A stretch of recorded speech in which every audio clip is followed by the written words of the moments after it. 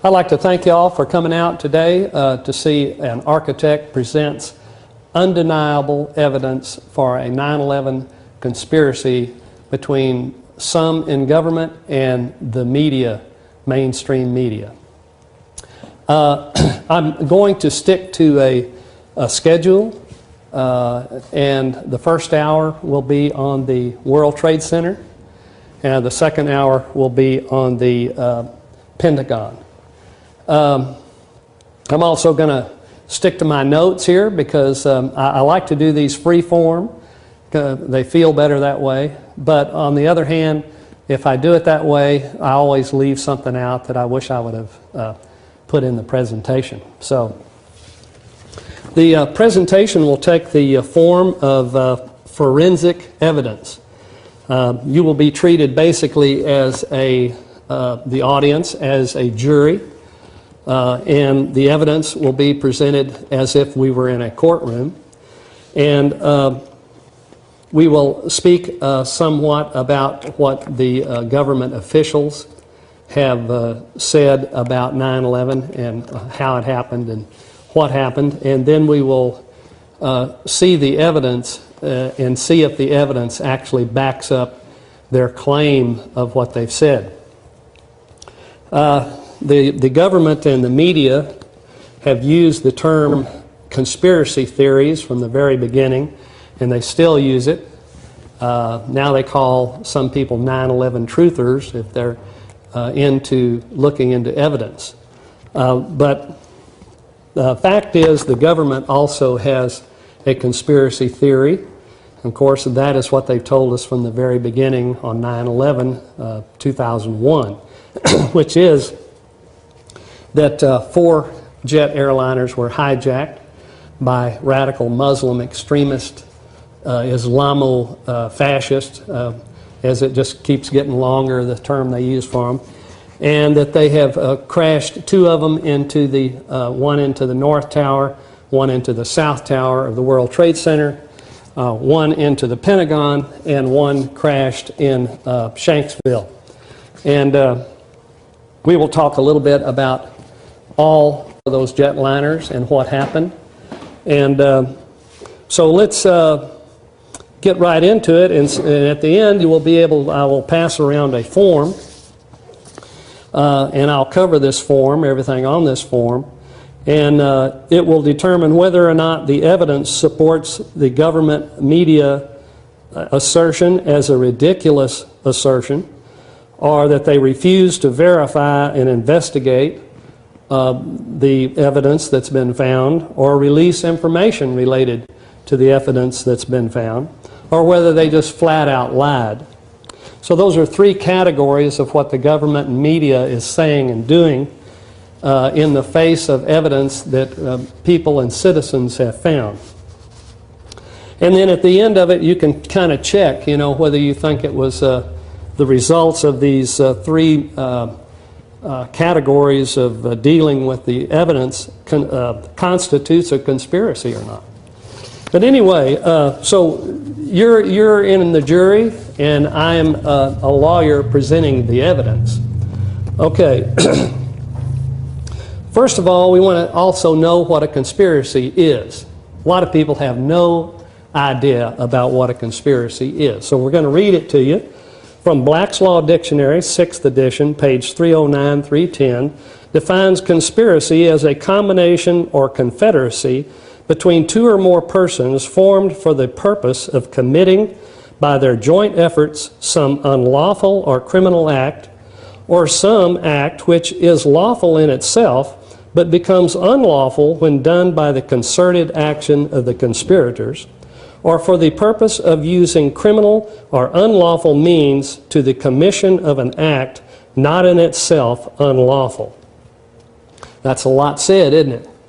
But in some cases, a conspiracy is the crime itself, and in other cases, it is what they're doing is a crime, and sometimes it's both. So now, to find what a person guilty of a conspiracy, a person is guilty of conspiracy with another person or persons to commit a crime if with the purpose of promoting or facilitating its commission, he, A, agrees with such other person or persons that they or one or more of them will engage in conduct which constitutes such crime of an attempt or solicitation to commit such crime, or B, agrees to aid such other person or persons in the planning or commission of such crime or of an attempt to solicitation to commit such crime. Crime of conspiracy is distinct from the crime contemplated by the conspiracy.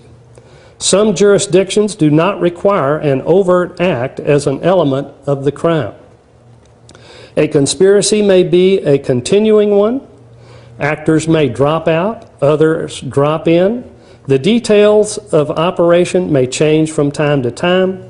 The members need not know each other or the part played by others. A member need not know all the details of the plan or the operations. He must, however, know the purpose of the conspiracy and agree to become a party to a plan to effectuate that purpose. So you can see that conspiracies are real, and conspiracies are proven in court to exist. And once those things are proven between the combination of those people, or the confederacy of those people, each one of them is liable for all that they are found guilty of in the act of the crime. So a lot of people don't know when they don't know what a conspiracy is, they don't know when they're looking at one or when they're not looking at one. A lot of people say, hey, you know, I don't believe in conspiracies, but I agree with the fact that we ought to be in Iraq and Afghanistan, even though they had nothing to do with 9/11 or any of those kinds of things. But I agree with the end. Well, even if you're not involved or know any of the parties, if you're in agreement with the crime going on, you think you're innocent. A lot of people have been convicted of a conspiracy when they did not know they were participating in it, because they didn't actually know what a conspiracy constituted. So anyway, just thought you better know that. Okay, now that we've determined what a conspiracy is, the first thing I wanted to tell you is what an architect really is, just shortly. Architects are not engineers. If he's an engineer, you actually call him an architect, an architectural engineer. That's an engineer that's specialized in architecture and went to some of both schools. Most architects are not engineers. In fact, first day of school in architecture, they said if you want to do structures, if you get into structures, we'll give you the telephone number of some really good engineers. So they didn't want you really solving structural problems. So what do architects do? Architects are generalists. They put together information, lots of it. They also organize other consultants. They are the overall lead person in charge of a project. They mainly design projects. For instance, the architect on the World Trade Center did not do any calculations for the structure of it. They hired a structural engineer. The structural engineer did all that. The architect did a lot of the design, how it looked. They also handled the materials, how the materials go together, what kind of materials are used, all the way down to the lighting, how much lighting was required. And they hire all kinds of consultants to come in and work under them. And then the architect coordinates all those consultants, puts it into one package, and when he's happy that all of this stuff is coordinated and put into one package properly and that it all fits together properly, and he's in charge of that, he has to review everything that every engineer and every consultant has done. Then he will stamp it and sign and seal it. So that's how they work. They're generalists. They know a little bit about everything and not enough about anything. Number two here is the history of the World Trade Center. I'd like to tell you a little bit about it, how it got started over here. This was a project actually by Rockefeller, the David Rockefeller. And it was for the redevelopment of the southern tip of Manhattan. And so they needed something to vitalize the area. They put together this project for the New York Port Authority, and they took about 10 years planning it and building it, maybe even more, 10 or 12 years. And in 1973, I do believe both towers were in completion, not everything around it, but both towers for sure. And actually, believe it or not, by 2001, these buildings had come into condemnation problems because it had a lot of it, about 60% of the building had asbestos fireproofing in it, and the city had warned them on several occasions that they either had to take that out or they would condemn the buildings. So these two twin towers were actually, you might call them, obsolete towers. The plaza, the four-story plaza that's under that connects underground under the plaza there. There's 4 stories of shopping under there, and that was also closed. That was closed because the shopping center wasn't really doing that well.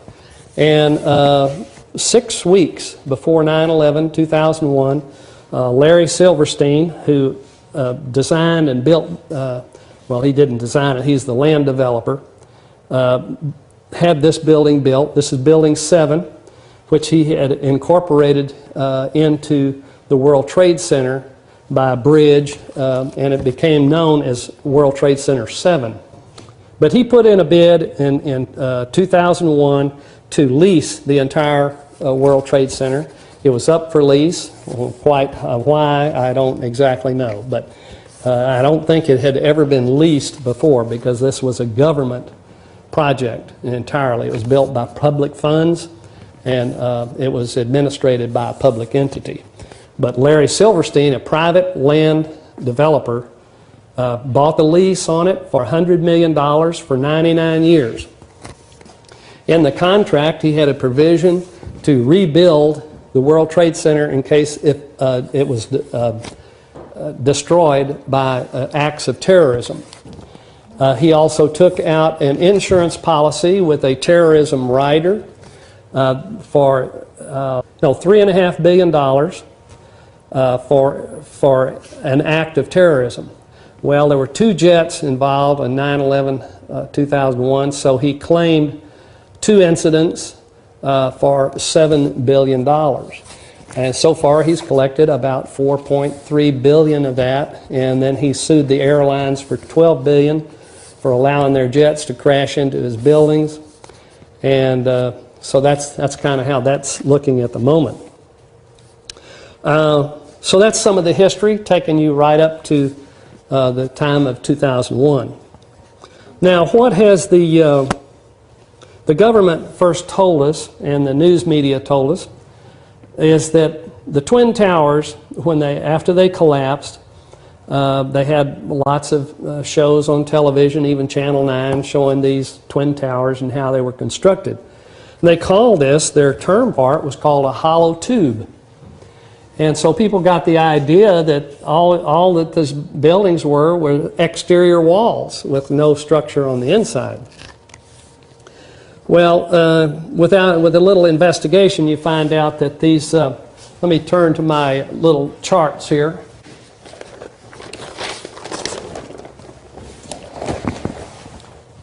Instead of a hollow tube with just the outlines, you have an inner tube. But it's not only a tube, it's actually a structured building. Some people call it, it's a gravity core. Actually, the way it was designed is it's heavy steel with a closed, rigid, connected matrix. That's what this is. And it's steel beams, steel girders, and heavy steel columns. The outside is 14 by 14 steel, high-grade, real high-grade heat strengthened steel, 100,000 psi compared to the other 36,000 psi on the interior columns. So this is more than twice. The exterior columns, in terms of the steel, is more than twice as strong as the interior. Well, anyway, Now the shell, this is really, not only is it just columns, these columns are connected with a large spandrel.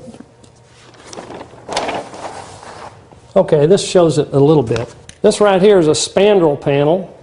It's at least 2 inches thick of steel. It's 54 inches deep, 2 inches thick, and it's completely welded to all the columns. These gray lines here are the columns. They're only 3'3" to center line of the exterior columns, which leaves 2'1" between each column. So the columns are that far apart. They're 14 inches wide, only that far apart. They're all welded with these spandrel panels, deep spandrel panels. So what happens is it forms what is called a Verindel truss. You've seen trusses like this right here is a truss. They're in diagonals. Well, also if you have a rectangle like this and you have vertical pieces and horizontal pieces only, if you weld them tight together, it forms a truss, and it's called a Verindel truss. So the outside walls are huge Verindel trusses. They were designed to take care of all lateral loads, and the interior core was to take care of all gravity loads. So now it also had a diaphragm space frame floors that connect the core to the shell. So that's what this is. These are the trusses, but the trusses go both ways. And whenever you have trusses going both ways, or structural members going both ways, they form what they call a diaphragm or a space frame. That's called a space frame. But when you connect the tops of these, rather than just put a floor on it, if you connect them integrally, like run steel pegs through it and weld them and then pour concrete onto that, that's called making a diaphragm. So all these floors were diaphragm space frames. And then the corrugated steel that went on the tops of these trusses were all pointing towards the curvatures were pointing towards the exterior. So if anything hit that, the corrugation didn't just roll up. You know how you can roll corrugated metal? You can roll it up. You can't roll it up lengthwise with the corrugation. It will resist rolling. Well, all the corrugations were running towards the exterior of the building. Now, I know that Doug wanted me to talk about wind loading. And I did. I did an analysis of the wind loading on the building according to the Southern Building Code. But they only give you the requirements or the method of calculating it up to a 60-story building. Anything that's above 60 stories, they require wind tunnel testing. And they determine all that from wind tunnel tests. So I could only use the 60-story formulas, and I came up with like 36 billion pounds, foot-pounds would be what the load on this building would be.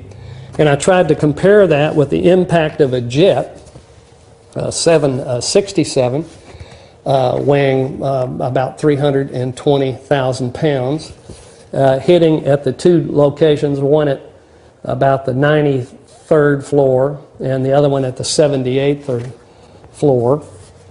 And derived, to my own astonishment, I found that that also was high.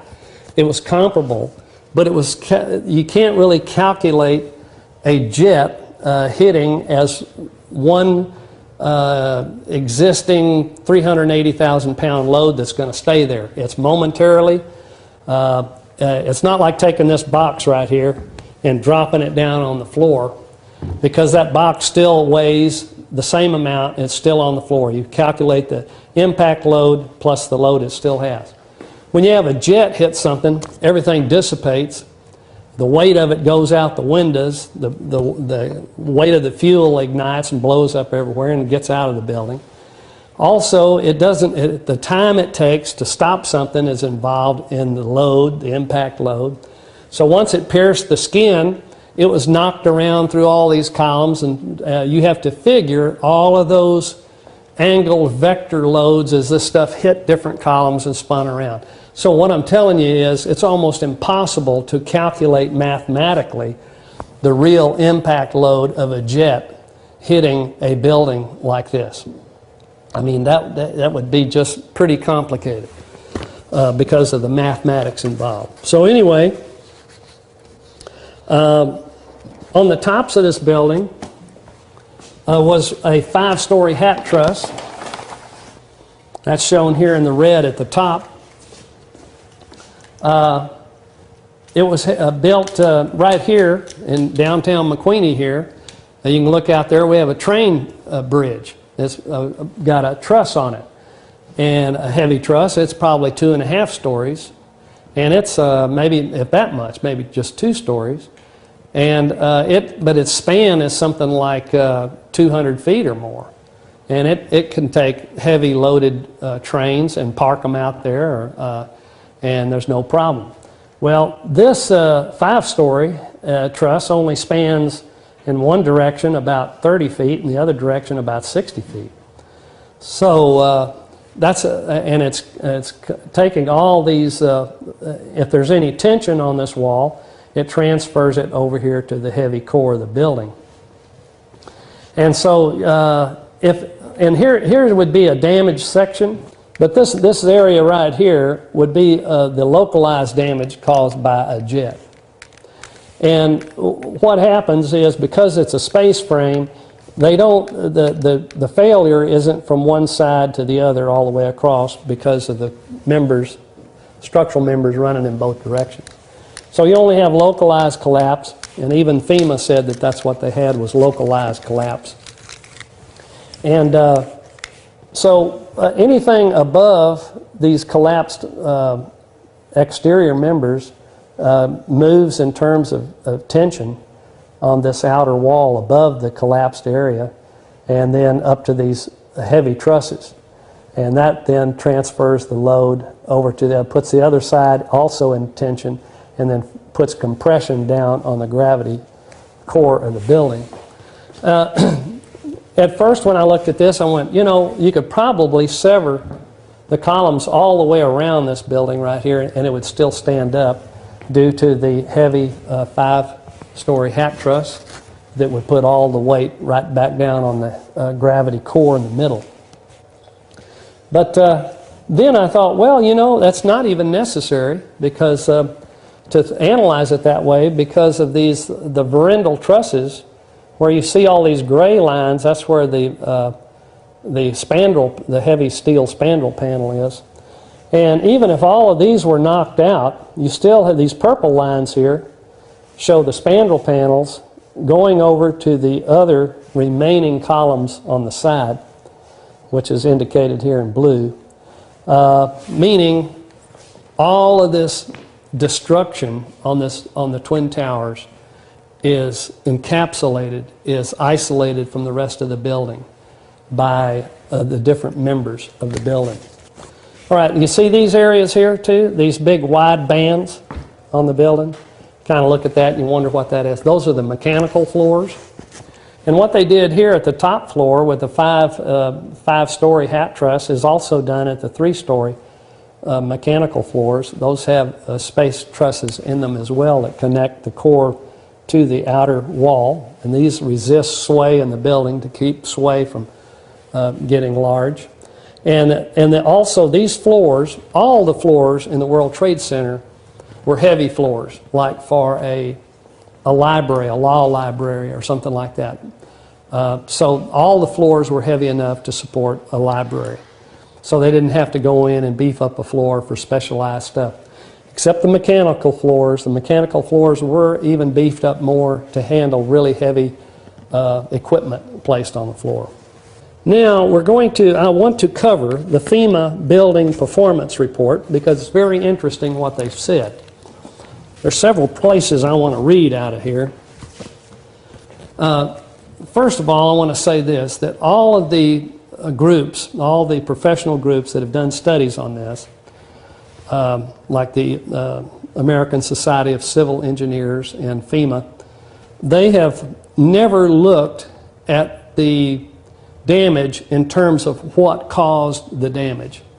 They've always assumed, the government and media story, that what happened did in fact happen, just as the government has said, and then they move from there to review what happened to the building and how the building performed under the given scenario that they were given. They are not looking for something else. And to prove that, and this sounds like the other reports as well, I have the executive summary here from the FEMA report done on the World Trade Center. And it says, the events following the attacks in New York City were among the worst building disasters in history and resulted in the largest loss of life from any single building collapse in the United States. Of the 58,000 people estimated to be at the World Trade Center complex, 2,830 lost their lives that day, including 430 responders, 403. Two commercial, and I'm going to give you, this is how it all sounds. Two commercial airliners were hijacked. Each was flown into one of the two 110-story towers. The structural damage sustained by each tower from the impact combined with the ensuing fires resulting in the total collapse of each building. As the towers collapsed, massive debris clouds consisting of crushed and broken building components fell into and blew into surrounding structures, causing extensive collateral damage and in some cases igniting fires and causing additional collapses. In total, 10 major buildings experienced partial or total collapse, and approximately 30 million square foot of commercial office space was removed from service, of which 12 million belonged to the World Trade Center complex. So that gives you the idea. They're not looking for what actually happened. They've assumed what happened and then said, now how did the building respond to what we've been told happened? Now, here is a major statement they've made in here. Preliminary analysis of the damaged structures, together with the fact the structures remained standing for an extended period of time, suggests that absent other severe loading events, such as a windstorm or earthquake, the buildings could have remained standing in their damaged states until subjected to some significant additional load. Okay, we'd all agree with that because we all saw the buildings still stand long after the jets collided into them. However, the structures were subjected to a second simultaneously severe loading event in the form of fires caused by the aircraft impacts. So what they're saying is the collisions didn't knock the building down.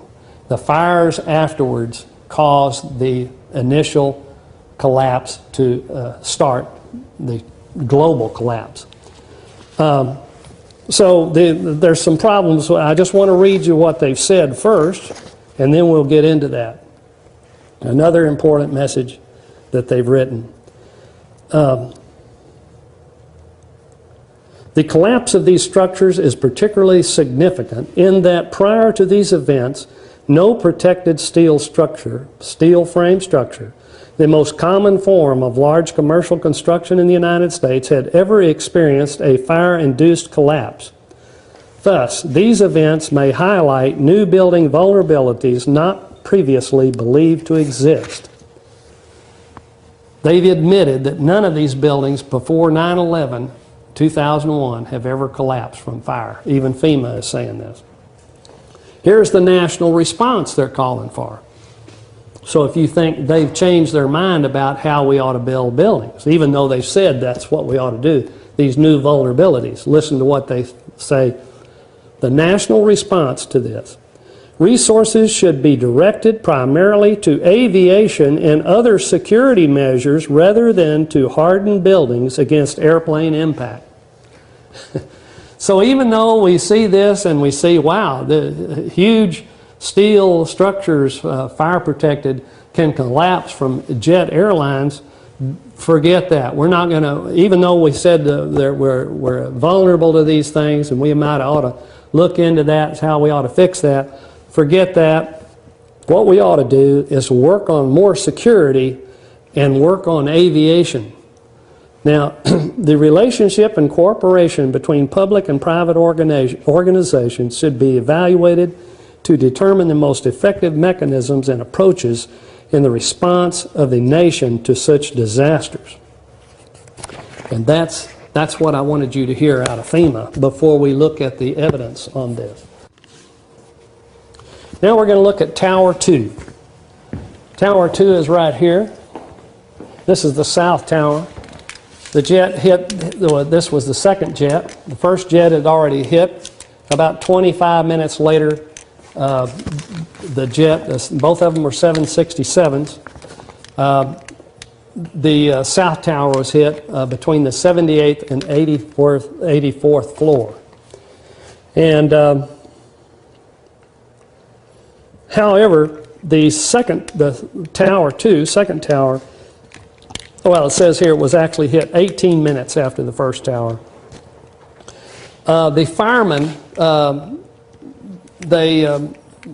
during this event, well, the firemen actually got to the 78th floor, and they said they found several pockets of fire, and they were going to put it out with 2 lines. And their terminology they use, we're going to knock out the pockets of fire with 2 lines. Now, this audio tape was not released until just a couple of years ago. It had been protected from others.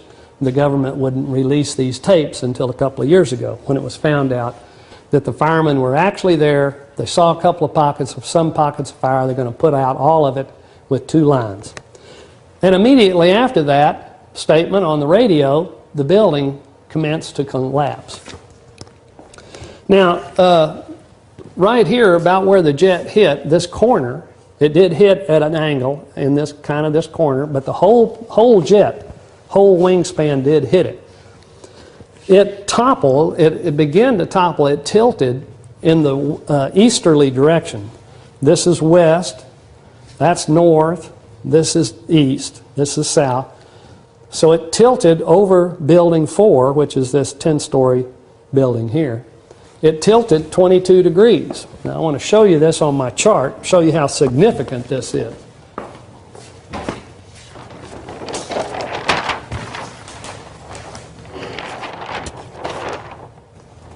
Well, we'll start here. See, this is if this had been a natural collapse due to the weakening of the members by a jet, and this rotation started, you would expect that this whole top 32 floors would go off the top with integrity and likely just hit the ground as intact 33 stories of building. That's what you would have if it was natural. And this was what you'd have to resist a natural occurrence, is the center of gravity of the 32-story segment is the distance y, which is 192 feet. So what you would do here is you calculate the weight of the whole 32-story segment, and then you multiply it by, and the weight is 290,000 kips. And then the force moment of that would be the distance. See, here's the point of rotation, is right here. So the y is 192 feet. What you do is you multiply 290,000 kips by 192 feet to get 55,680,000 foot kips. And each kip is 2,000 pounds.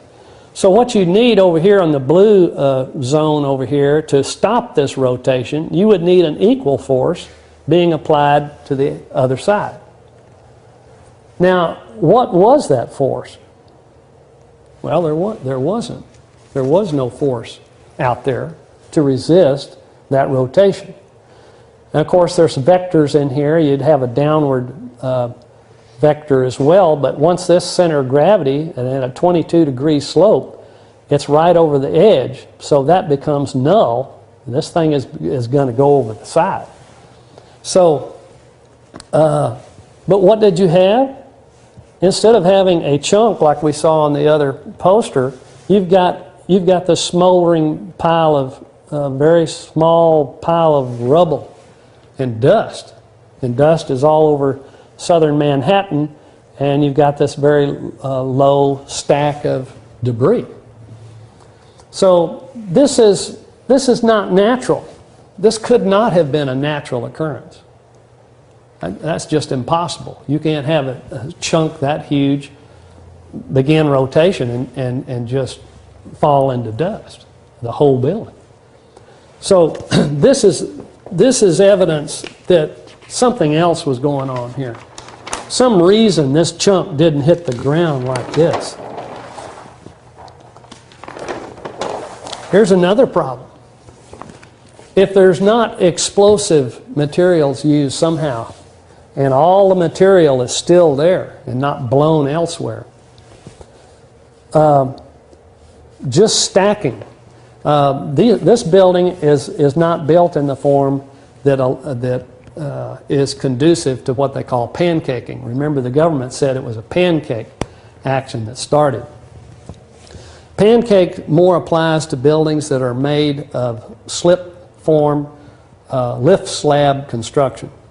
Lift slab is where you go build a slab, you put columns up in the air, and you pour about 4 or 5 slabs down around the columns, and you put jacks under them, and you jack up each floor. And you jack up another floor, and you jack up another floor around the columns, and you lock off the slab around the columns.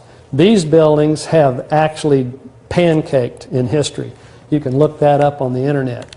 Pancaking of buildings. It's a type of building. It's called lift slab construction. These buildings weren't lift slab at all. There was no way that these floors would just collapse and crash down around the columns. So anyway, what you would have here, if you had all the material still in this building and it just fell down and it fell in its own footprint without any explosive aid, you would have a stack of debris 27 stories tall. All the slabs in that building, 110 of them above ground. This is a 23-story building. That means you'd have rubble, a huge pile of it down there, if none of this material had been exploded into the air and settled all over Manhattan. Now, the collapse of Tower 1. Tower 1, and this is what my other chart I was showing, is so close to the hat truss at the top. I don't believe that anything could permit that building to start an initial collapse that close to the hat truss. All these members would have been in tension.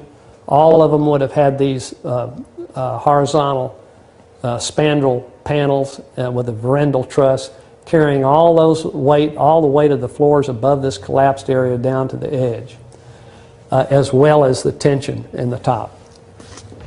So also there was a woman waving for attention, and she was standing in the hole that this jet made.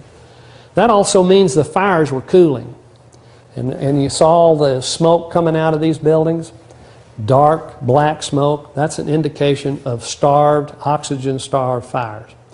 If fire was going to destroy these buildings, it should have done it immediately when the fire was the hottest. But you wait an hour or 2 hours, most of the fuel burned out, exploded on the outside of the building. It just went straight through the building and blew up in a big, huge cloud. But these fires were oxygen-starved. They were smoldering fires. They weren't the kind of fires that continue to heat.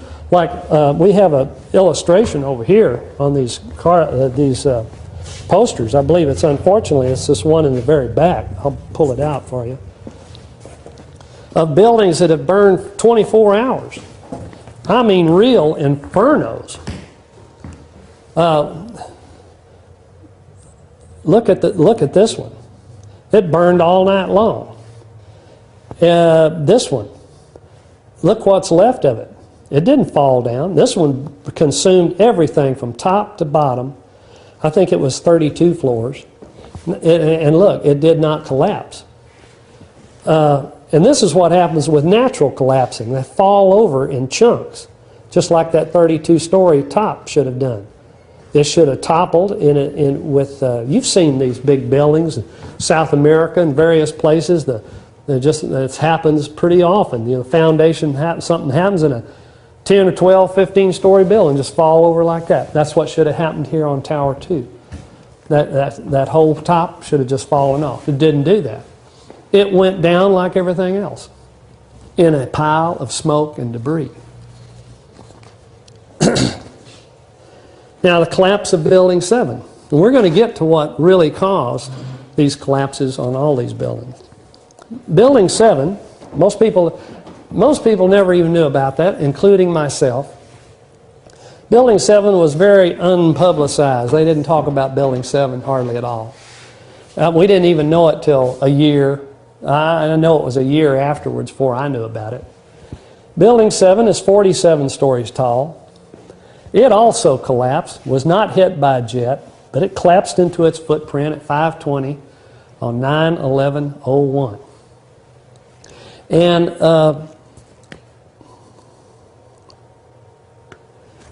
they have video of people giving a countdown for this collapse, saying 10, 9, 8, 7, 6. NIST, well, first of all, the first reports didn't even include Building 7 in it. And FEMA made some kind of statement like, I think I even have it on one of these posters, says, we don't really know why Building 7 fell. There needs to be more research. But the big key to this, to Building 7, came with an admission by Larry Silverstein, who I've talked about, who purchased the World Trade Center lease 6 weeks before 9/11. Here's a picture of him right here. There was a PBS video interview of him made 1 year later. It was called America Rebuilds. And PBS asked him what happened to Building 7. And I have his quote right here. I'll read it to you. It says, I remember getting a call from the fire commander telling me that they were not sure they were going to be able to contain the fire. And I said, we've had such terrible loss of life. Maybe the smartest thing to do is pull it. And they made that decision to pull, and we watched the building collapse, unquote. Well, anybody in the building industry knows what pull means. Pull means controlled demolition. Why don't you just demolish that building? Well, the fire department, he says, the fire department decided to make that decision. Well, okay, since you've suggested it, we'll do it. Well, I've got some problems with that. I believe that he told partial truth and partial lied. And it's pretty easy to figure out where the lie is. The fire department does not have expertise on board to demolish 47-story skyscrapers. That's not their job. Fire departments put out fires. They keep buildings from collapsing. That's what they were doing in Tower 2. They don't go in and wire buildings for demolition. They don't even have the skill to do that. Number two, this was a private building. They can't use public monies to demolish a private building. And of course, the incredible thing is, how could they wire a building 47 stories to fall as wonderfully and beautifully and professionally as it did into its footprint, as I have photographs of this around here, with only 6 or 7 hours, while they still may be under attack? At that period of time, they didn't know if there was more jets going to come or not. So they're trying to say to us that somebody went in there on the day of all this in the debris and smoke and trash and and they studied this building and studied the connections and figured out how much charges to put on each connection and where to put them and how much. It would take them 5 hours just to find the plans, much less get started on what they're going to do with it. So what is obvious here, here's where he told the truth. The building was pulled. Building 7 was pulled. Here's where he lied. He had the building wired prior to 9/11. This building was pre-wired and ready to go. And when the planes hit, which he knew were going to hit, he waited for the right opportunity, talked to them and said, we're going to pull this building. So this building was conventionally demolished with conventional demolition that you can hire in every big city in the world. These were unconventional demolitions. But both of them were all of this was demolitions. If he can pre-wire this one prior to 9/11, he can certainly wire those two prior to 9/11. Now,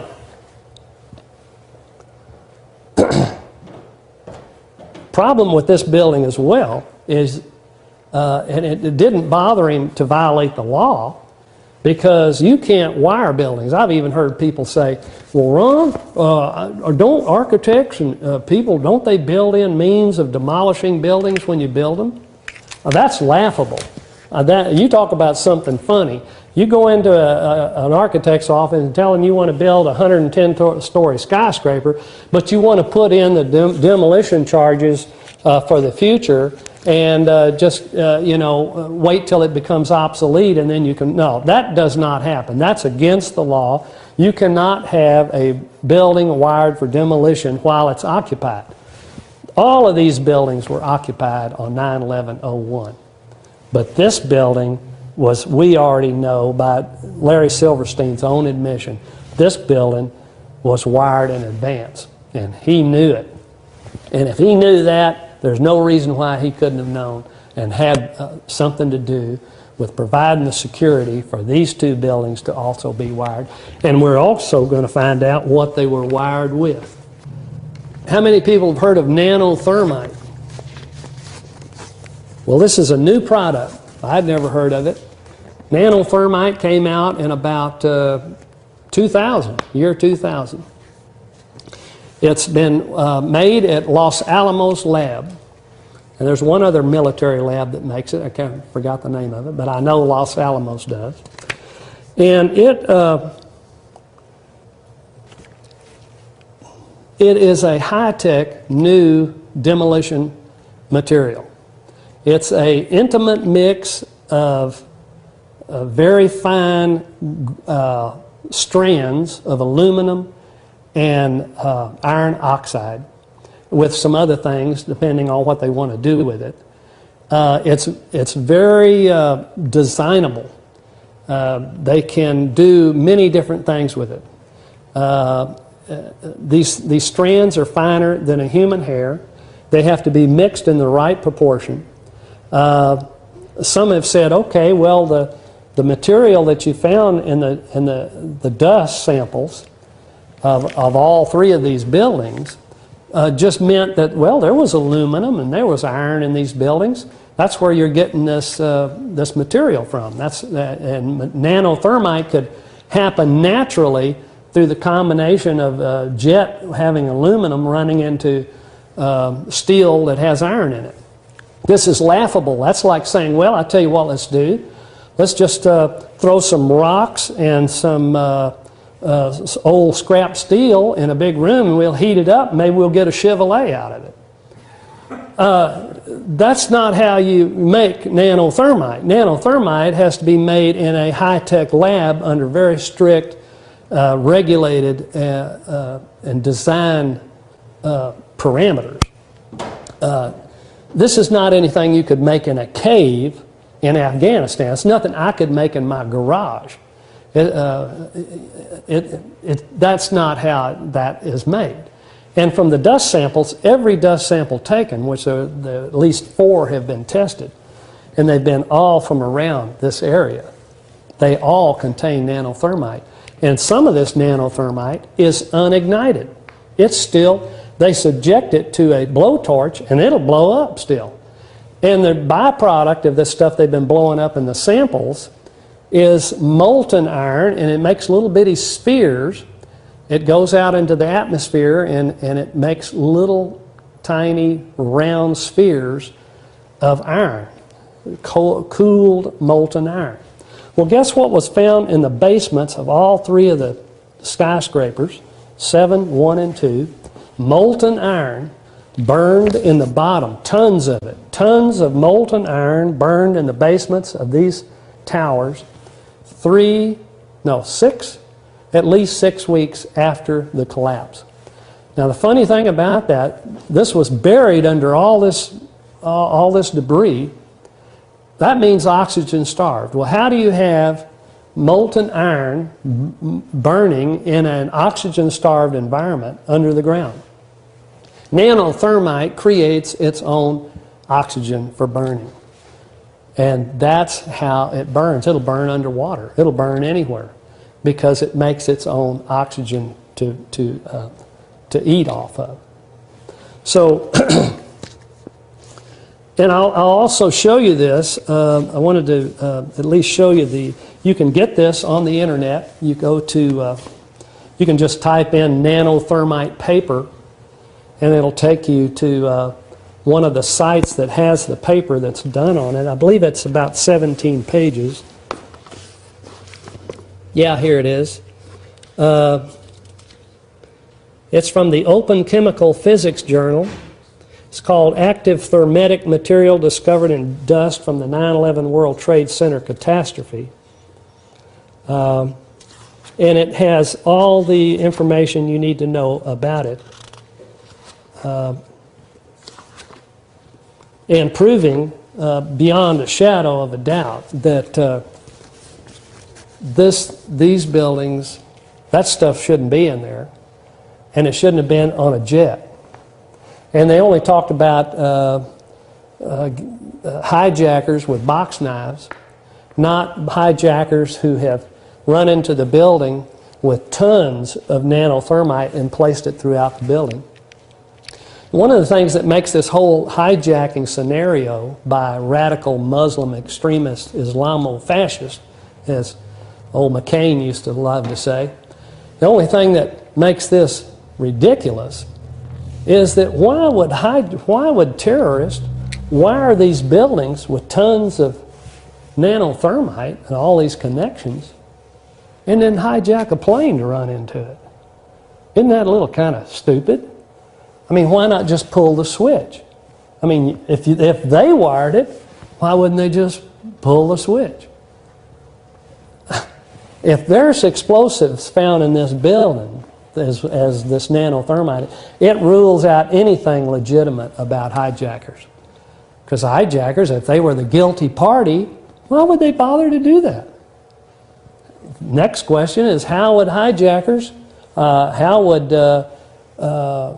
criminal terrorists, Muslim radical extremists, have access to these buildings for hours and days at a time to plant all this stuff, to get all that nanothermite in there? Now, nanothermite can be used in many ways. It's very, like I said, it's very designable for what you wanted. You can paint it. You can spray this stuff on like a spray. You can coat it. You can use it for coatings. You can put it in gel like C4. You can wrap it around columns in any way you want to, or you can paint it on. And then you can make triggers with it, stuff that will ignite other stuff. The residues and active thermite has been found in all the dust samples here, as well as its byproducts in the basements. Now, here's another thing I want you to consider about hijackers. The approach, the first time hit by 530 miles per hour is phenomenal for a good pilot, much less a novice hijacker. I want you to think about this.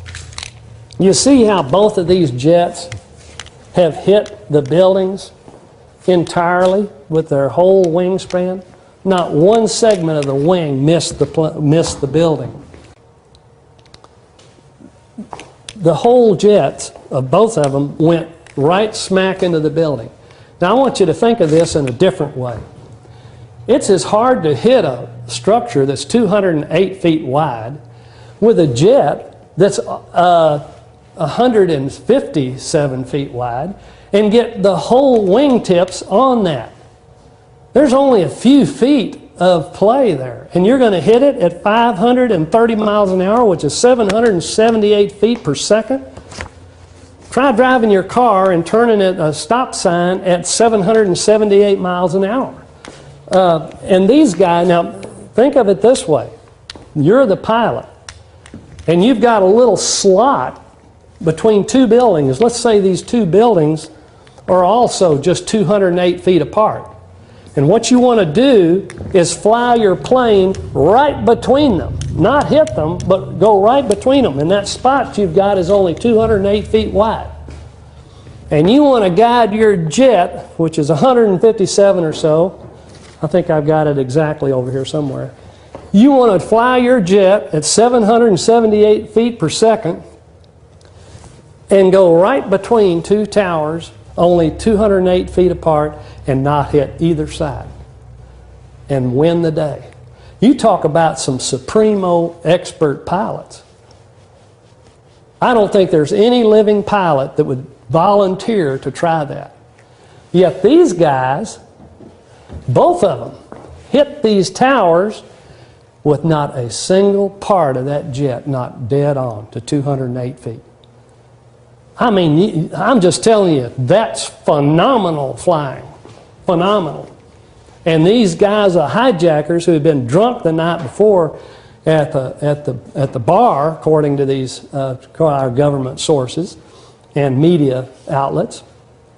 They were out there watching pole dancers and getting drunk, and they get on the plane the next morning feeling fine, and they execute this, and none of them were expert pilots at all.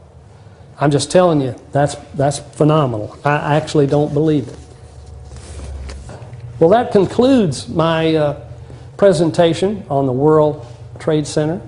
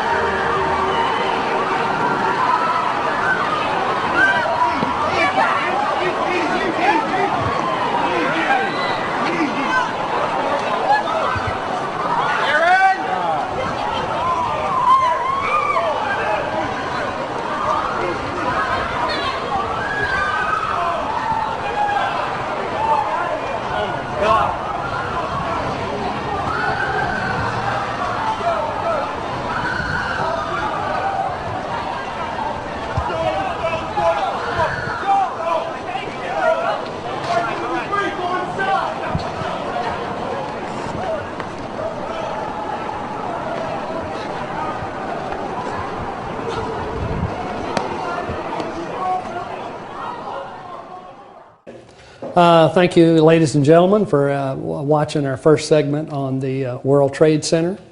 And now we're going to spend the second hour on the Pentagon and Shanksville. So getting right into this, we'd like to cover, first of all, what the American Society of Civil Engineers, who did the research on the Pentagon building in their performance report, like to bring up what they've said about it, some of the things. Again, as in the FEMA analysis of the World Trade Center and the NIST, National Institutes of Standards and Technology, their review of Building 7, all of these reports start with the assumption that the government story or their theory that hijackers hijacked 4 jets and collided them into the Twin Towers, into the Pentagon, and crashed at Shanksville. All of these reports assume that in the beginning, and they never question it or look for any other data of anything else. And all of them are interested in the performance of the building in response to what the government scenario is. What if it was if the government suggests that it's a jet or even a particular flight, then that's assumed, and then they go and look at what has happened to the building in response. So, and that's the same way with the National Society of Civil Engineers performance report on the Pentagon. And let's just cover some of the evidence that we've been able to find or not find that points to something else. First of all, there's not been a single 757 part that's been verified, found at the Pentagon or shown at the Pentagon. They claim the FBI, and by the way, the National Society of Civil Engineers, did not know anything about the bodies or the plane or anything. Actually, when they came in, it was already pretty much cleaned up. They just looked at columns and what was left in place after the cleanup, and they knew nothing of that. I mean, they weren't there like the day of or the day after. So they found none of that, and they just were relying on FBI reports, and they have a site plan of the damaged area, and they just report what the FBI told them. And so even though they have not shown a single part of the 757, they have found all the bodies of the passengers and the parts of the passengers that are the things they couldn't confirm as part of a particular passenger. By process of elimination, they said, well, this must be a hijacker because this doesn't fit anything else we found. So, but they have a site plan of this portion in here that shows the location of each body. And they say 189 people died here. Building 7 gets a lot of attention because there's so much information on how it was looking like the proof that it was a controlled demolition. But there were no people that died in Building 7. And the Pentagon is kind of, I'm a member, not a member, but I signed a petition that was started by Architects and Engineers for 9/11 Truth. And by the way, I am an architect, in case you missed this in the film somewhere. I signed a petition there calling for a new investigation of the World Trade Center demolitions, in fact, is what they call it now. And but this group focuses mainly on the World Trade Center. They're not interested in the Pentagon, nor are they interested in Shanksville either. I'm sure they all know about stuff there, but they're focused on the World Trade Center. But let's remember, there are 189 people that died at the Pentagon. So we ought to be paying some attention. Even architects and engineers ought to be looking at the Pentagon. Now, as we were talking earlier on break, there are some aircraft parts that were shown in photographs, but these are confirmed not to be part of a 757. So as to this date, there have been no pictures or photographs of anything from a 757 with origin at the Pentagon. Now the approaches, let's talk about first the approach of the 757 to the Pentagon. Witnesses. Number one, there was several witnesses that were at a gas station. I think we were talking about that on break as well. And they saw the plane coming from the south, and then the government says that it was coming from a southerly direction, more so. And The black box also shows that it records this more northerly direction to confirm with the witnesses. Now, I'd also like to say at 778 feet per second, it'd be hard to really, as you on the ground in this plane at a very close to the ground position, I think it'd be hard to really determine much about that aircraft. Now, the black box flight data recorder shows the northerly approach, as I was talking about, more northerly, while the official path is more southerly. So the black box goes with the witnesses, and apparently there's no witnesses to confirm the government direction of approach. Well, the approach that's shown here is the government suggested approach, and we have a scale model of the 757. That's at 1 to 200, and this Pentagon is built at 1 to 200.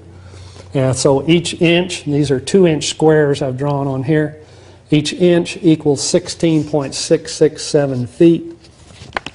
So each square is about 33 feet in each direction.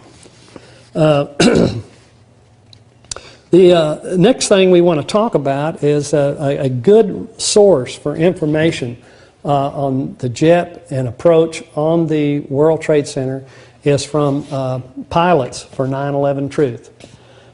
They've come up with some very good material. They also have a three-dimensional computer model showing the jets and their approach from the two different angles, supposed angle, the alleged angles. And they've also analyzed the flight data recorder, the black box material, and it shows that it stopped about 8 seconds. It quit recording, the government said, and the government has released this information finally. It wasn't too long ago when they released it.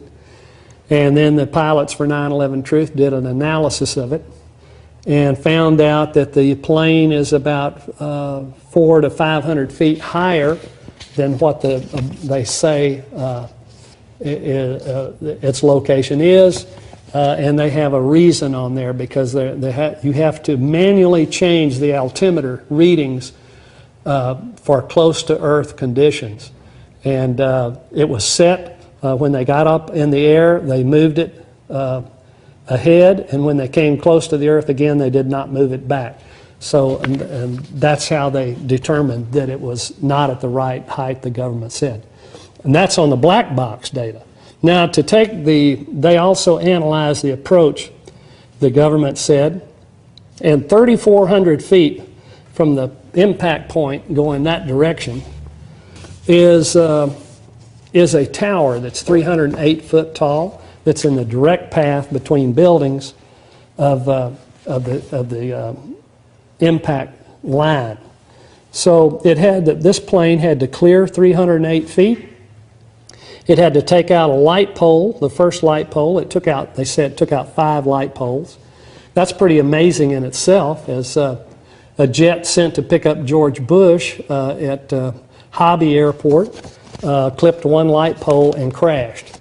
This jet took out 5 light poles, didn't leave a single part, and leveled off within seconds. I mean, not even seconds. We're talking, when this thing is approaching 700, let me give you some idea of scale here. From this corner to that corner is 923 feet. So 1 second out here is probably about here, see? So you get an idea of how many seconds. So let's say the tower is out over here somewhere. It's not even to the end of the wall over there. So, and the tower is 4.3 seconds from impact. So it had to clear 304 feet and 4.3 seconds later hit here. So it had to drop 304 feet. It had to hit the first light pole, which was 0.3 seconds, I believe, 0.3 seconds from the impact. hit the other 4 poles, and then it also had to level out. And so it leveled out probably just fractions of seconds at only maybe a foot or 2 foot above the ground, and then travel level until it hit the actual second floor right in half. So if the fuselage was this big, the second floor was right here. It just sliced, in other words, it sliced the plane in half. Now, so the pilots for 9/11 Truth did a study of the arc from the tower to the impact point and discovered that the arc made a radius of 2,085 feet. And then they multiplied, they figured out the acceleration, which was the speed, 778, I think they used, times 778, so they squared it. And they divided it by the, I can't even remember what the formula is, but the result was that there was 10 Gs on the plane, and the plane can only do about 2.5 Gs. However, when not to get to, this is why I didn't do a chart of this finally, because when I tried to graph this at home myself on graph paper and figure it out, I was not coming up with the same thing, even I was using their same formulas and everything. I came up with a radius of about 8,000 feet, so that put the real Gs at about 2.5. But that would be, even at that, that's the maximum what the jet can do itself. All these pilots apparently were crackerjacks. They take the planes to their absolute limits and do phenomenal acrobatics with them that normal pilots, so skilled pilots with 30,000 hours would have a hard time maneuvering. The obstacle field. We talked about the television antenna, the light poles. Now there's a generator here. Of course, they say it hit the corner, and I show and plan where the generator is, and it certainly hits the corner of it. And these circles on here, you can't see it from here, but they will have spools on them eventually. These spools were actually in place the day before, or on the 7th, September the 7th. The aerial photograph shows these spools in place. This jet went right over them at 2 feet above ground, and the spools are still sitting there.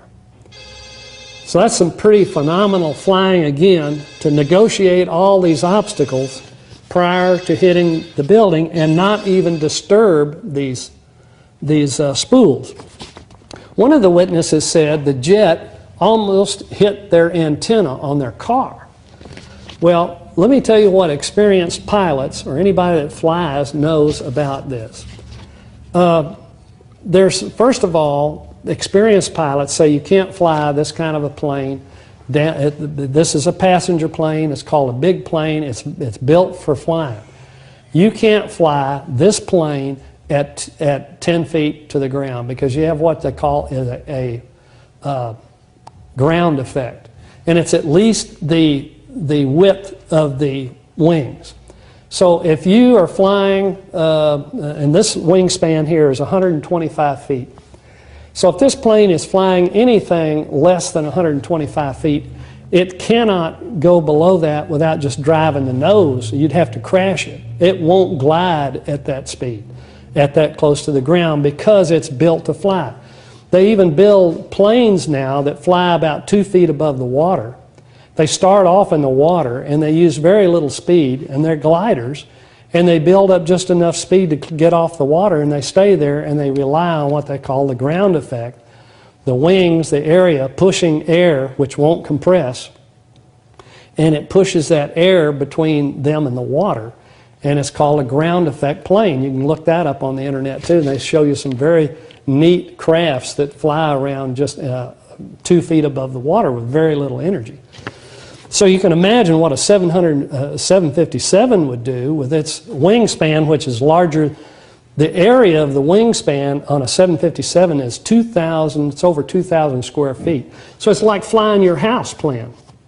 There's a lot of houses that have just 2,000 square feet.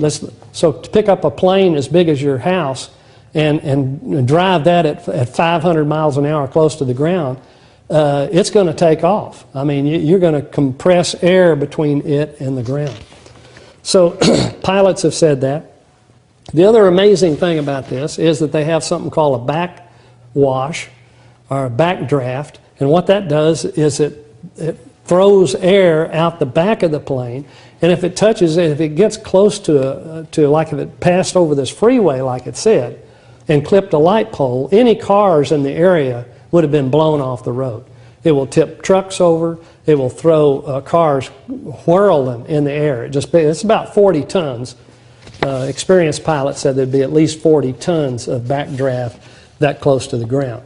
So if anybody could claim that it was hit their antenna, they should have also claimed, and I had to get out of my car, which was rolling down the hill, because it would have blown them clean off the road. The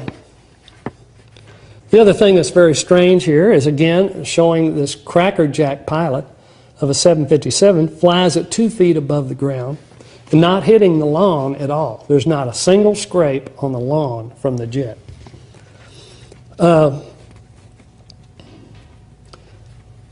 We've talked about the G effect, the G on the plane, the ground effect prevents the low flying. Unless it's a military, military jets don't have much. They don't have much wing area. They use speed totally. I mean, they don't fly well at real low speeds.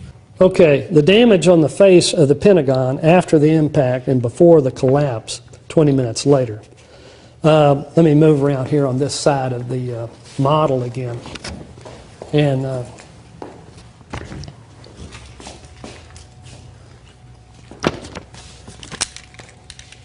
This basically is the fuselage. They say, well, this is where the fuselage went in. And I'll also show you in a minute, I'll take this apart. It has all the column damage. That I have the columns inside showing the damage in there. There's no damage. Now, if you project this wingtip onto here, you're going to have wingtip damage out here. And if you do it out here, you're going to have it here. Well, isn't it funny that on this building, there's no damage out here, and this is even stated. This is not my conclusion either, just from doing the model. This is concluded by American Society of Civil Engineers. They said there's no wing damage out here. They suggest that when the supposed jet hit the generator, it knocked this wing back. Now, since they can't show a picture of the wing in the yard, see, they're trying to say that the whole jet went in there, every single part. That's why no parts were found in the yard. So they said, well, the wing must have hit the generator. It got knocked back and folded in and followed the jet in. And the same thing happened on the other end when it hit one of these, some kind of a mechanical part out here. I forgot what they called that. And it also followed the jet in because the hole isn't wide enough for this jet, the entire thing, to go in. The other problem is this wing section. I mean, the tail, the top of the tail would have been near the top of the building. There's no damage there either, and they've admitted that. American Society of Civil Engineers admit there's no damage up here. So what happened to this tail section? If there's no damage, there should be some tail section laying out in the yard, right? No tail section, no wing section found out there anywhere. I guess the tail then also slammed back and followed the jet in. So all the parts, apparently, even though the hole isn't large enough, all the parts went in the building. I guess they figure that once this goes in the building, they don't have to show a part. They don't have to discuss the parts. And of course, they have to rely on the government by saying, well, it was in there. But even out government, I don't know that they've even said that any parts were found in there. Now, the interior damage pattern, that's what we're going to get to now. And I'll take this model apart. You might want to see this.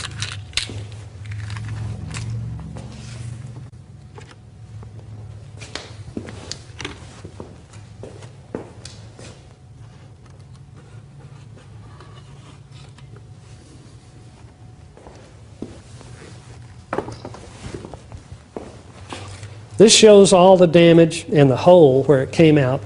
It went through, let's see, this is C, D, and E wing, C, D, and E ring.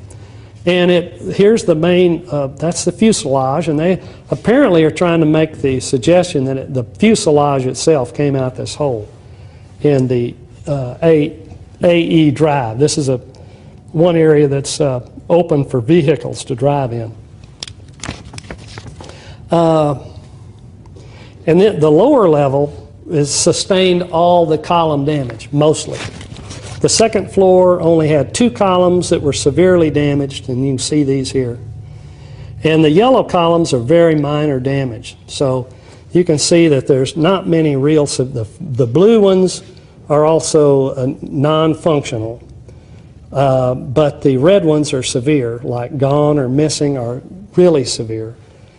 I find that also amazing. It was very tricky. They used red, the color of red, to locate columns that were either missing or impaired beyond function. Well, that it doesn't really tell you much about it. And then the blue ones, they say more severe damage, but less than red. And then yellow, and then there's green and yellow. And yellow is the least. And then they located the white ones are ones that are totally undamaged. So you can see what the damage pattern is inside the building. And by the time the fuselage goes through the hole here, there's nothing but yellow and white columns. I mean, and how it goes through there without severe damage is very interesting. And these little black boxes on the second floor, that shows where the floors collapsed. And the strange thing about the second floor is that so few columns were damaged. And here's what the American Society of Civil Engineers said as a result. The plane, this is their own language, and I can read it to you if you'd like. The plane must have slipped into the first floor. It did not go into the second floor. Even though there were bodies found on the second floor, there were not, and some of these bodies, of course, were people that were in the building. But there was the main part of the destruction was on the first floor. So they concluded that once it hit, even though it hit almost right on the second floor like a knife blade, the whole plane, the whole fuselage and everything went into the first floor. So that is pretty phenomenal too. At 530 miles an hour, a jet that hits right in the middle of a floor, it all goes suddenly into the first floor at level flight. You know, I might see that if it was at an angle going into it like this. You might say, well, it hit the first floor and just slid in there, but it wasn't sliding. And why is it not sliding? Because remember those photos they released? The photos were taken over here in the corner.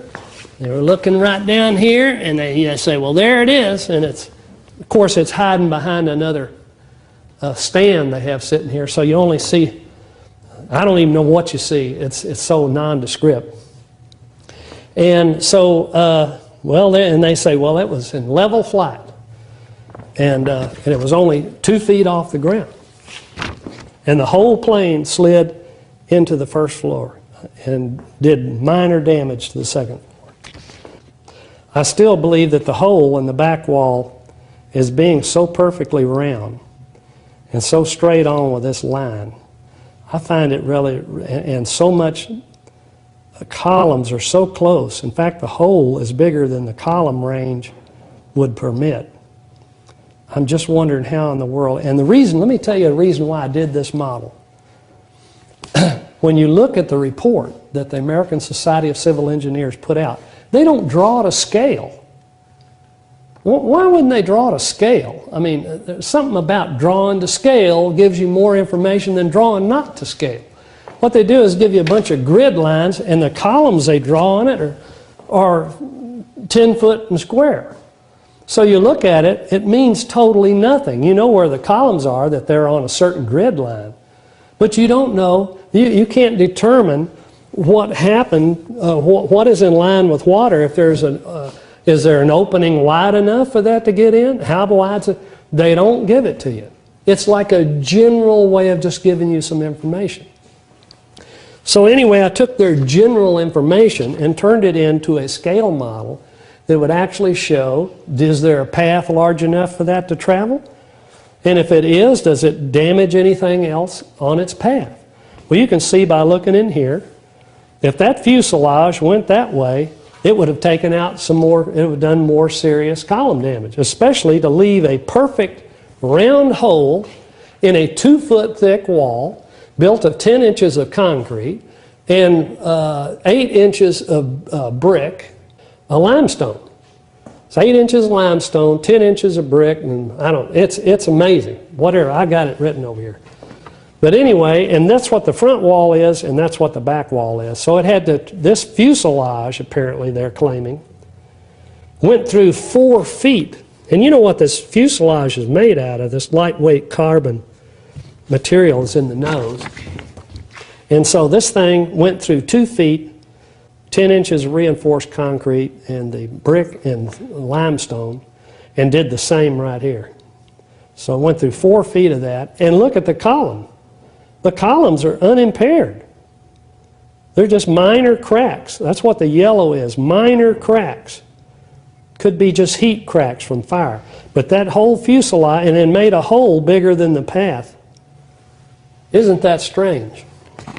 And one of the photos of the Pentagon, released by people in the Pentagon, show members of even Rumsfeld or some high-up official helping to carry a big box that's covered in a blue tarp, and they're removing it from the Pentagon yard and after on 9/11. And these guys are in suits and ties. They're not workers. They're not firemen. These guys are executives. They are high officials, and they are moving something out of this area covered with a blue tarp.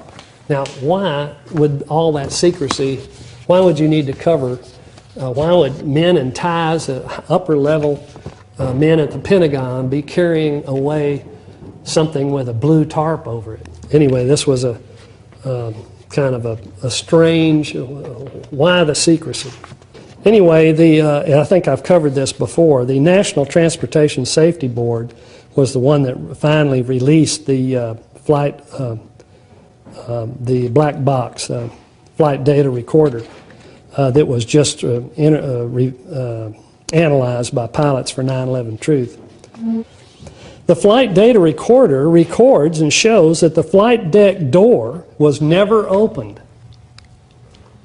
So if this is the plane that contained a black box that the National Transportation Safety Board released, it could not have been hijacked because the door was never open. The flight data recorder never recorded that the cockpit door of the jet had ever been opened. It was never open, so no hijacking was possible. So if that was Flight 77, then it was flown by the pilots that took off from the airport at Flight 77.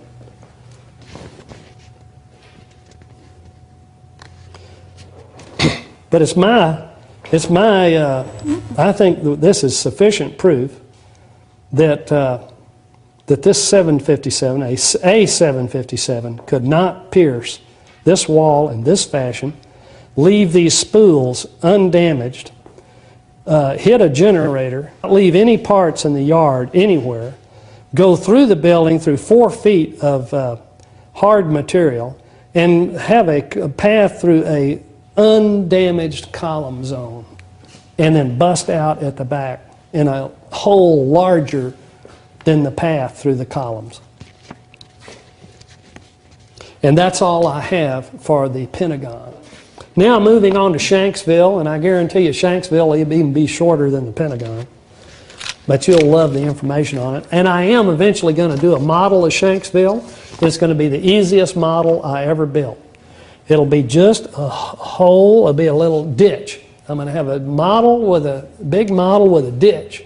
It's going to be in scale 6 foot deep, how wide? 12 foot wide and about 20 feet long, about the size of a small trailer, utility trailer. And I'm going to put some something that looks like bean cans and trash and paper in it. And that's going to be the crash site for Flight 93. Well, here's the evidence. The mayor of Shanksville says that no 757 jet parts, bodies, or evidence of a plane or jet crash was ever found at Shanksville. The only thing he ever said was the FBI told him they found something out in the woods. And they'd never seen, nobody's ever seen what the FBI found out in the woods. Isn't it funny that all the real FBI, the government stuff, finds something in the hidden dark spaces that you can't go to, and you weren't there when they did it, and they won't show you what it was and where they found it or photographs of it. Isn't that strange? I mean, it looks like if they wanted to put all this stuff to bed, they'd just show you the facts. They'd just show it out to you, you know. Anyway, here's what the mayor says. It says his sister and his friend were first on the site. I mean, before responders or anybody. They were there immediately. They saw nothing but a 5-foot by 20-foot ditch, 6 foot deep. Not a nothing in there, but it looked like a trash pit. They watched as the excavation went on, and they found nothing.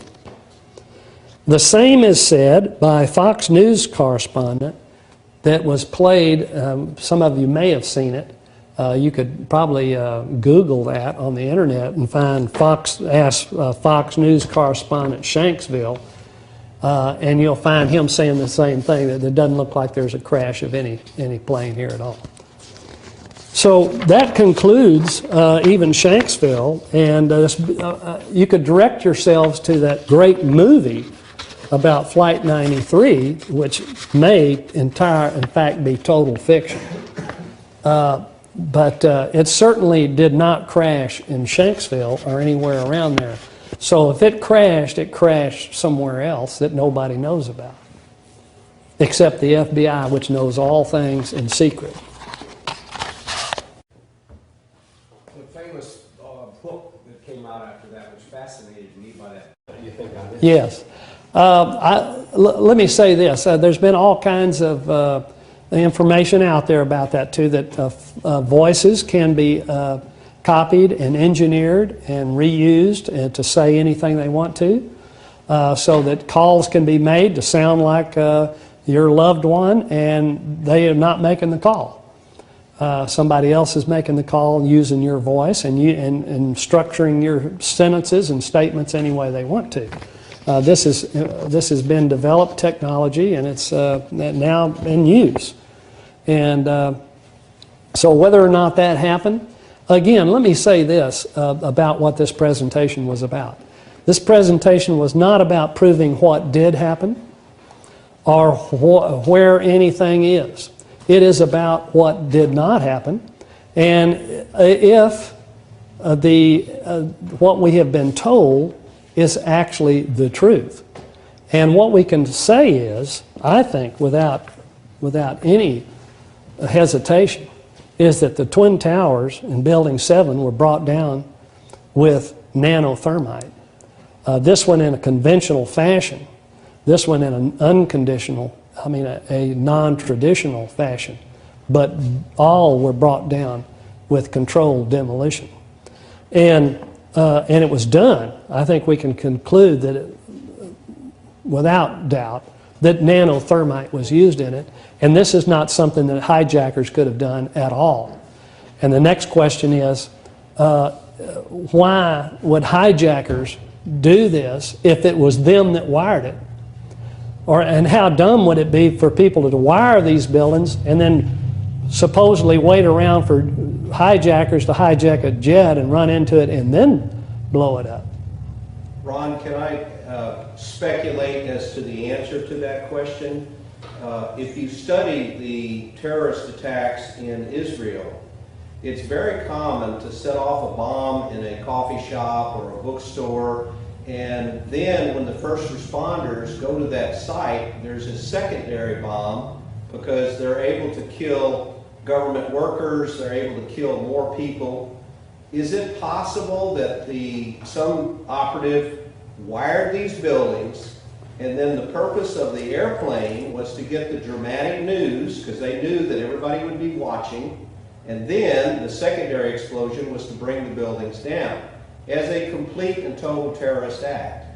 Is that a good explanation as to why they may have been wired in advance? Well, I think it's ridiculous. I mean, if I was a terrorist, I wouldn't want to be the guy that volunteers. You know, I'm wanting to meet Allah, you know, and tomorrow I'm going to be with the 70 virgins, and I'm doing it just for television, just for something that looks good. Isn't that the purpose of terrorism? Is to suggest to the public that we can control your feelings, we can control what you see, and we can do it anytime we want, and we can do it in a very dramatic way. Doesn't the terrorist community tend to do that? Well, I'd say that hey, I guess anything would be possible. No, I don't even think everything is possible. Not everything is possible. I'd say that what happened here, you still, with that scenario, you still can't get around the fact that somebody had to have secured access to this building for months, or at least a month, to put this material in here. You can't do this stuff overnight. Correct. It's not like the night before they wired it and then they got into the jets the next day. This stuff had to be planned. They had to be many of them. They had to be in virtually every floor of the building, if not every third floor. That's still a lot of floors. You got to have access to most every column. I mean, there's a lot of work involved in here, and you've had to have a lot of controlled access and secret access. Somebody had to provide you secret access and protected access to these buildings. This could not have been done by a terrorist, period. So who did it and why?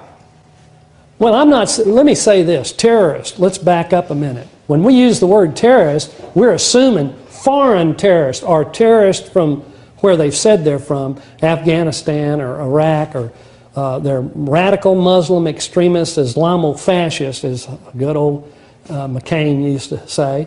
If it's really them, they just can't get the access to it. Now, and if it's an American terrorist, yeah, they had access to it. If you're going to talk about some officials in our government or some people in our government working with some civilians and working with even others from foreign countries, say Israel, for example, I mean, who stands to gain? What is the only country that's really gained from all of this 9/11 event, where we have hundreds of thousands of Americans tromping all over the Middle East, destroying two countries in the Middle East, where Israel is hated?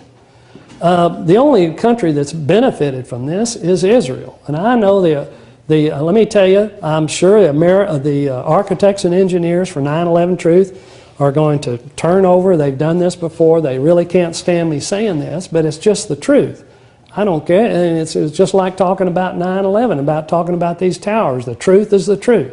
America has not benefited from these wars. We've had a lot of our own people killed. It's cost us billions of dollars. The World Trade Center, the first injection into our monetary system, was $200 billion of new paper money entered the very day to keep our money floating. And they've had injections of that paper currency every year since then in terms of billions.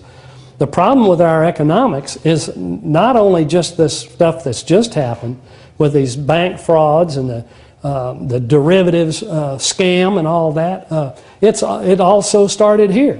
This is where they started trashing the money. This is where we started borrowing billions of dollars to go kick these people that apparently look fairly innocent of these crimes at the moment.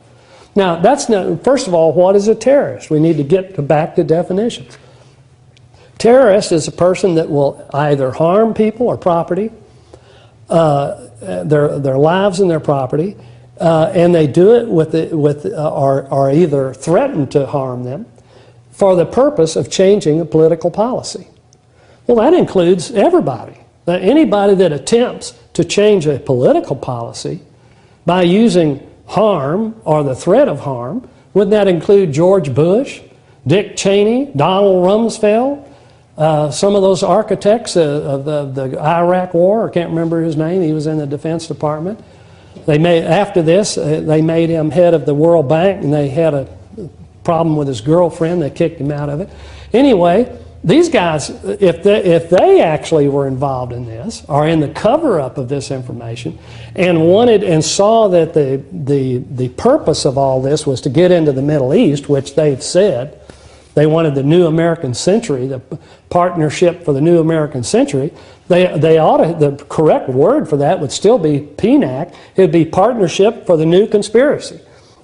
And the New Conspiracy was to be a powerful and built-up powerful nation that would institute a police state at home and get into the Middle East and develop all these technologies to surveil everyone and to clamp down on their freedoms and practice it in Iraq and come home and do it in America.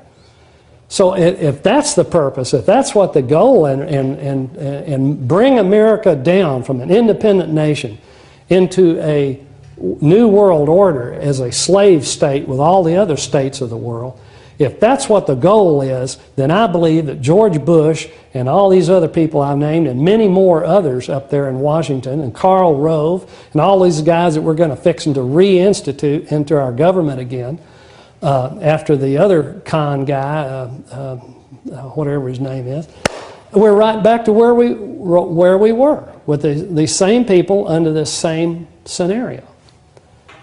Somebody mentioned, was there any evidence of the hijackers at all? And I have a paper here. It's called, you can look this up on the internet. It's No Evidence That Muslims Hijacked Planes on 9/11. And it's, I don't know how long it is. It's, it goes into great detail. It's 9 pages long with references all over everything.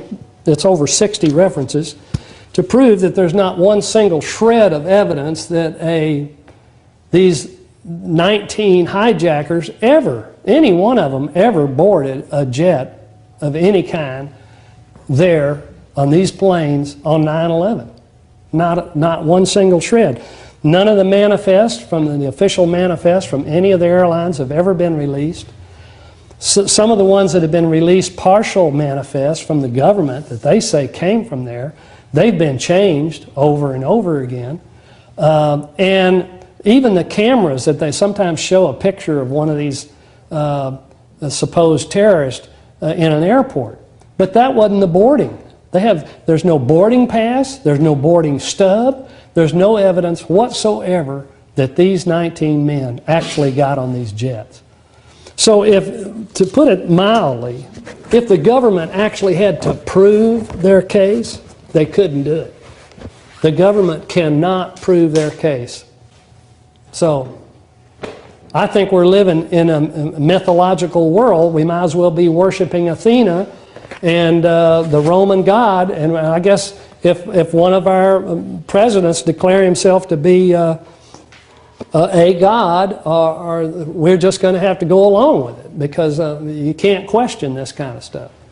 I believe that what we have today is there's two groups of people. One that has opinions, and the other group of people are the ones that have facts. And the people that want to believe, and it's based on desire, if you want to believe that the government did not have any involvement with the 9/11, or people in government, and let me say this, when I use the word government, it doesn't mean everybody and every level of government. It means some people in government, some actors. It doesn't mean all of them. But if you, this desire, and let me say what this desire is based upon. It's based upon not knowing what to do. Most people like to know what to do after they hear something. Well, you write your congressman. Oh, I tell you what you do. You elect somebody different. I know what you do. You send the military. You ask your congressman to send out the military.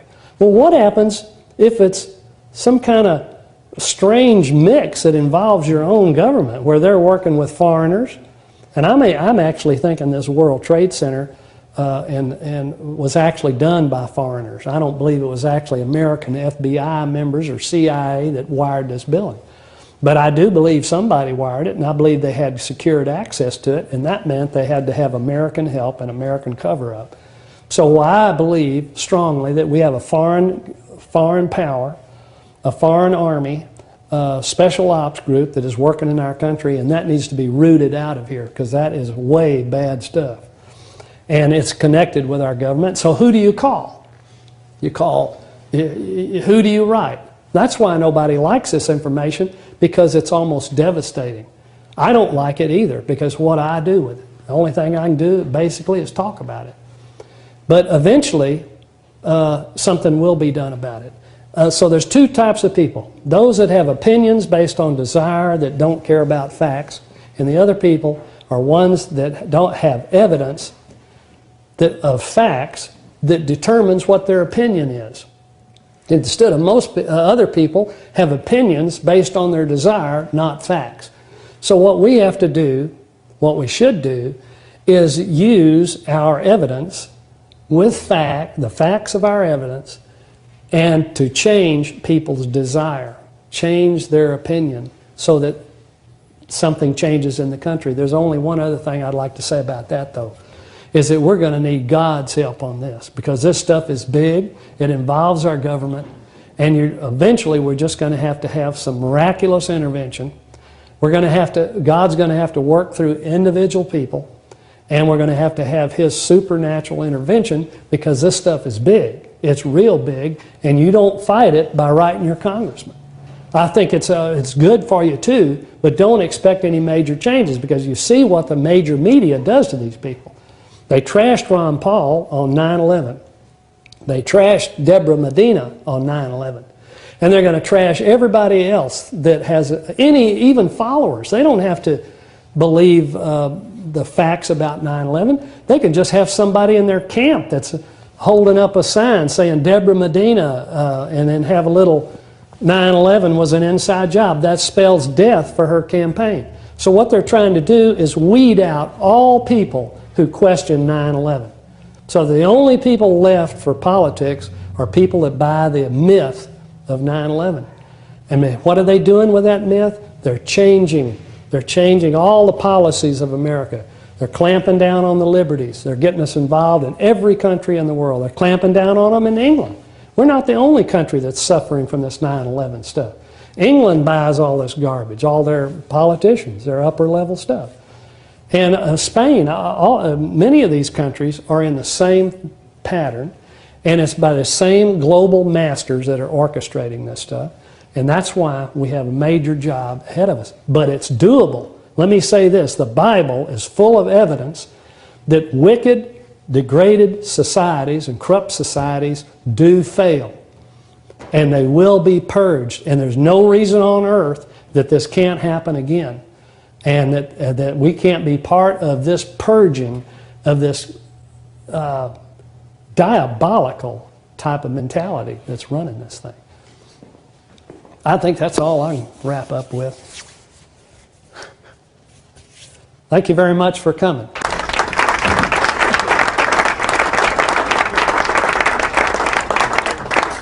So isn't this pretty scary information? Yes, it is. And you know, some people I think get the feeling like we like the people that present this, the facts about 9/11, that we somehow like it. I mean, why would I like that any more than anybody that worked for the military for 25 years? Why would they like it? I don't like the material any better than anybody. I find it as frightening and as anybody else. The problem, I think the difference is sometimes is your worldview, how you view things. This is not new. Conspiracies are not new. Government conspiracies against their people are not new. This stuff has been going on for centuries and centuries and throughout recorded history for 5,000 years.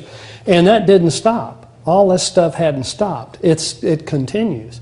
But throughout history, too, there are purgings. The evil at some time gets purged out of societies. It's happened over and over again.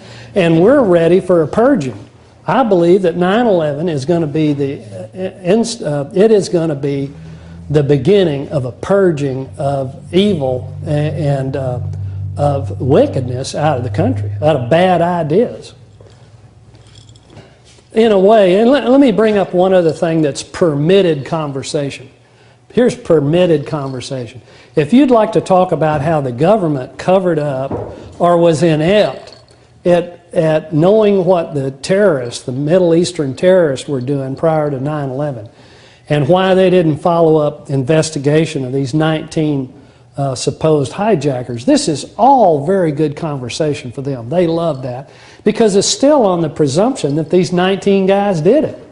So they want to talk endlessly about, oh yeah, she knew about him and she reported him to the FBI and the FBI sat on the information. All that's irrelevant. The reason? Because the evidence now supports the fact that there weren't any hijackers. That wasn't a hijack job. This was a demolition job done by nanothermite. It was all done on the inside. So all that talk about what they knew about some Middle Eastern terrorist and why they were sitting on it and didn't reveal this or that is total bunk and garbage. It's a waste of time. We need to find out who on the inside. We need to talk. Larry Silverstein ought to be indicted. This guy knows all about the World Trade Center. He's even partially admitted it. And this is another evidence of conspiracy. Nobody has even called this guy on the phone. They've never arrested him. They've never taken him downtown. They've never talked to him about this strange comment he made about pulling Building 7. Is that not interesting? Isn't there some investigator in America that would say, you know what, that's pretty interesting. I would like to talk to him in detail downtown under a big light, you know, in a room, smoke-filled, you know, and I want to find out what Larry Silverstein knows about this whole World Trade Center business and nanothermite. I'd want to ask him that. Why hasn't he been asked? And this is why I said at the beginning, we need to ask ourselves 3 questions. Is their assertion ridiculous? Number 1. Number 2, have they investigated or covered up? Or number 3, have they lied? And you're going to find out that every piece of evidence that I've talked about today, the government has either lied about it, they've either covered up or refused to investigate it, or either they made a totally ridiculous assertion that nobody would believe. Now, what does that all add up to? It adds up to with one overwhelming conclusion. We're living in a major conspiracy between government, the media, and a foreign country.